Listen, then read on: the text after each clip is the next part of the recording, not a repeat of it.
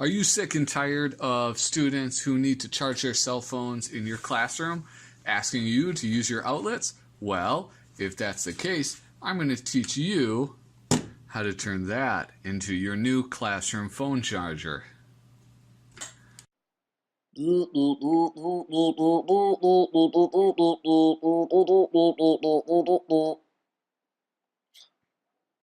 Hello and welcome to the 3D printed classroom. Last year I had made a video called 3D printed science, and in that I had printed this, and the idea was that I could crank that, which would spin a belt, which would spin another gear, and it would turn a motor and make a LED light up. And I was never able to get it to actually work. It's a cool design, and it's pretty when you print it in multiple colors with like contrasting colors, but never actually worked. So I needed to figure out a better way to teach kids about how you can create energy or convert energy. So what I decided over winter break is that I wanted to use one of these. This is, my daughter has this, and it's a flashlight. Whoopsie daisy. It's a flashlight from IKEA, and it's crank powered, and there's like a little battery in it. And on the packaging it said that 30 cranks will give you 90 seconds of battery or of light, and that's pretty abysmal. Like, I mean it's not great, but it's creating electricity and it's storing it too, so there's a battery inside there also. And so I picked up some materials. This is some wire that I have. I have this device, which this boosts up. This will boost up the electricity from that to 5 volts, so that we can charge a cell phone. And then this is a battery I had laying around, and this is a 3.7 volt, 150 milliamp hour battery. And so, you know, if anything, it's an upgrade for the one in here, because I'm sure. I'm not sure of anything. I just think that this will probably be able to hold a little bit more energy than the battery that's in there. But before we do any of that, we got to crack this open. So I have part of my toolkit here. I have taken one of these apart before, so I kind of know what the deal is. So this back part, there's no way. I don't believe there's a way to open it up without breaking it. There's a bunch of tabs in here that keep you from doing that. So I'm going to stop talking and fast forward.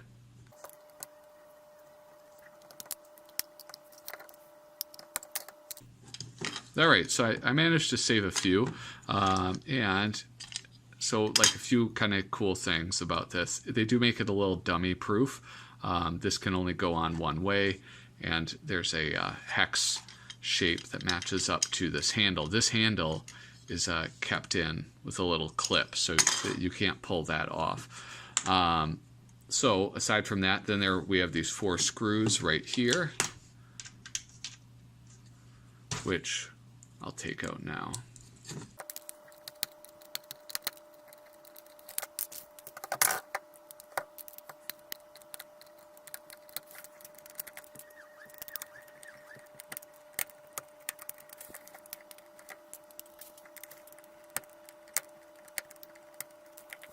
All right, so we have here these 3 wires which lead to the little circuit board.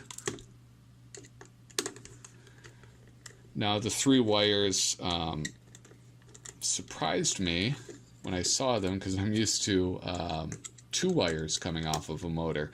Then it struck me that it's, I don't know a lot about electronics at all, really.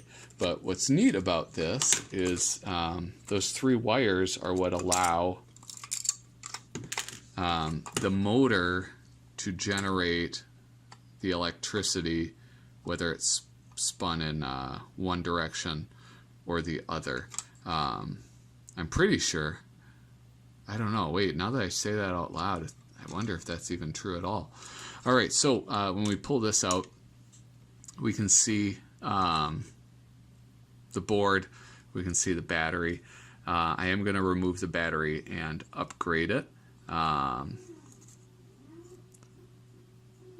5.5 volts. Very interesting. All right, so now we have to get these out. There's some screws down here, but I think that we can do everything that we need to do without removing those screws. So let's just keep these two halves together.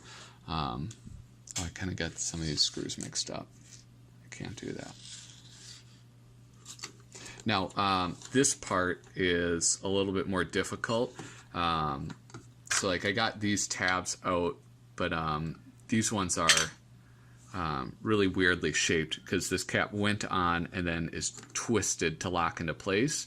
And so by just like prying it off, we could kind of screw it up. So hopefully we won't, because I ain't going to buy a new one of these.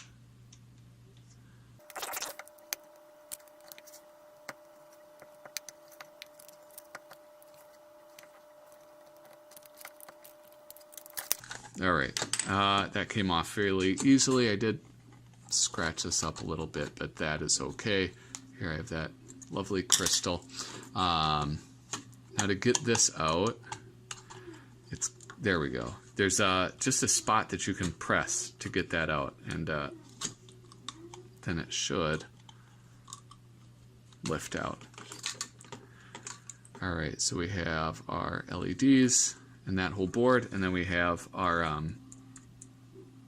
switch, which we do not need. So I am going to, where did that battery come from? Oh, this cheap piece of junk. The battery just fell out of this? Man, are you kidding me? That's bogus. All right.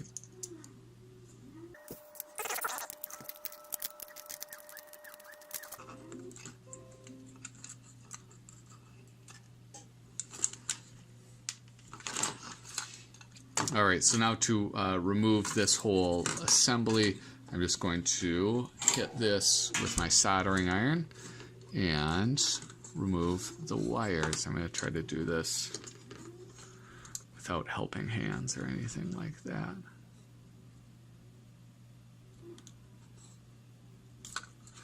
All right, easy peasy.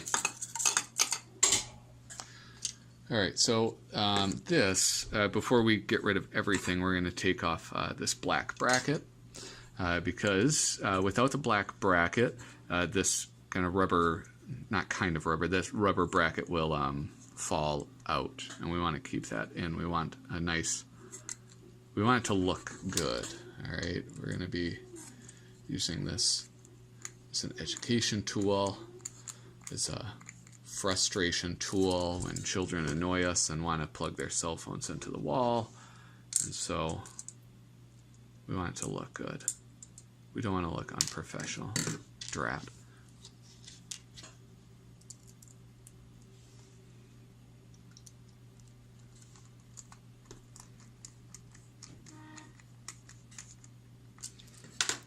All right, so now I'm going to be doing a number of things in these next steps. The first thing is going to be, well, I got to get this wire fed in.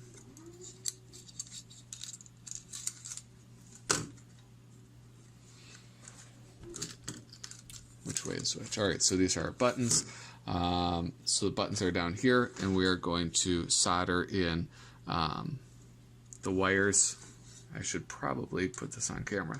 So here's the device that's going to help convert this electricity into like a usable form so that we can charge our phone battery.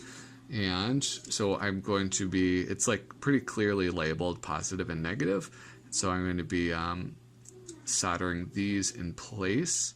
Hopefully, gosh, these wires are all chewed up. They're looking pretty rough. So hopefully this goes well.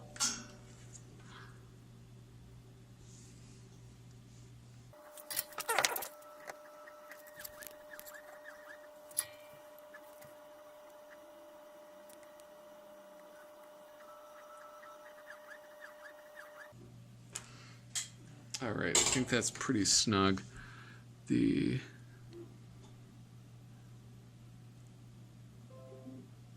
The negative one is the only one I was a little worried about. But yeah, that should be good. Now I have to refeed these.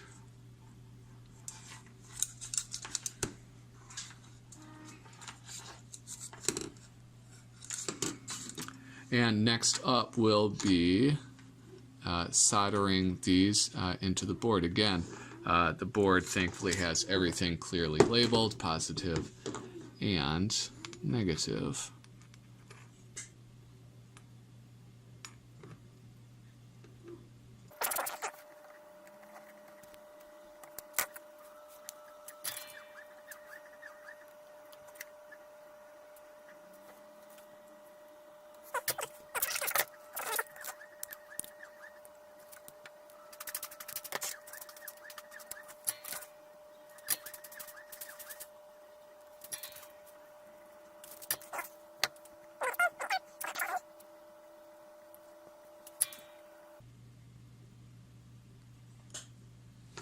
Totally getting off camera. Sorry about that.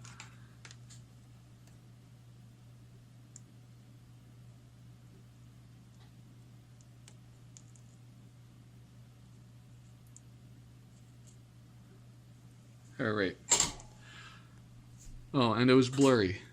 Gosh, I'm filming on my phone and it's mounted right in front of my face. So, you know, I'm trying to figure out a good system. I've clearly not yet. As I mentioned before, the other thing that I want to do is maybe remove this battery, put this one in. But I don't know if that's necessary. Yeah, I think I'm going to leave it just how it is for now. So, buttoning it all back up. Just made a mess of all my things. Have to put this one back in place. Oopsies.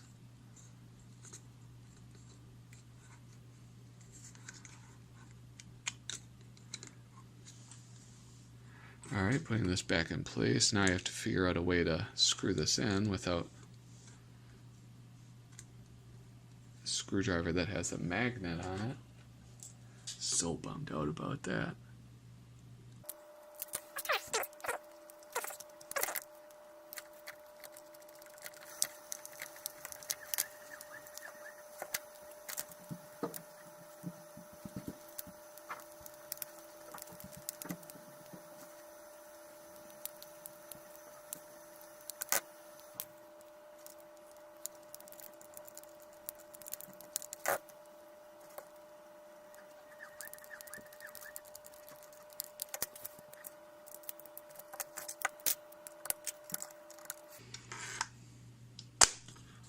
Ooh, pinch my fingers.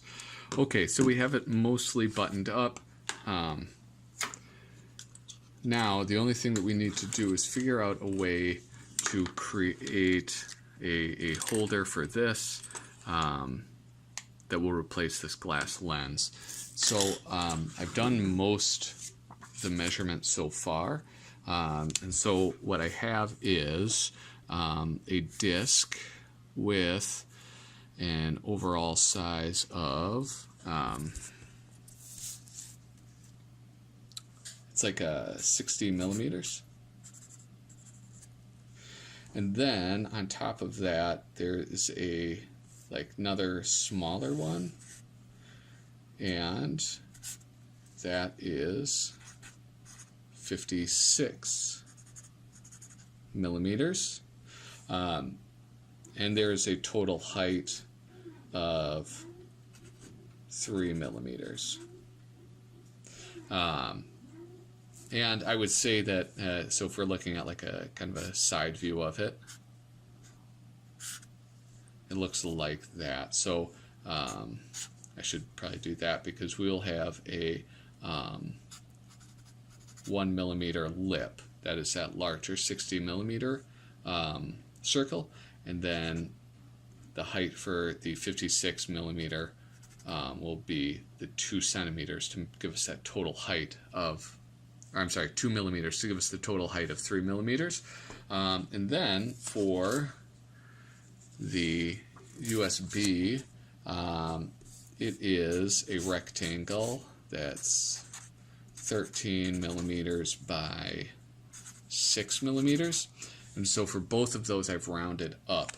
And if it's a little loose, I will glue it into place. But if it's too tight, it'll constrict this metal, and it'll make it difficult to get plugs into that charging port. And I definitely don't want that. So next up, I'm going to move over to my computer and do a drawing of the part on Tinkercad. So I will see you over there.